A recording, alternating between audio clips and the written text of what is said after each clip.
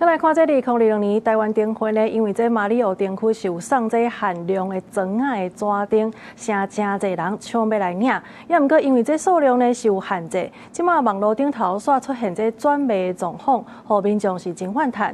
嘉義縣政府是表示講，這馬里奧的紙燈呢是要透過網絡來賣，民眾千萬毋通互騙去。2026台灣燈會馬里奧燈區就開放到今，逐工攏有真濟人佇遮參觀。其中限量的馬里奧紙燈，佫是真濟人想要摕到的物件。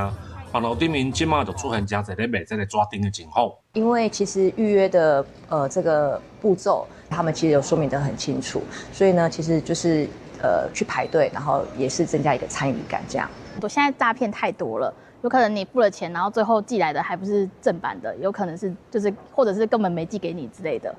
對，怕被騙錢就對了。對啊，而且其實幾點就可以換到了，就沒有必要花這個錢。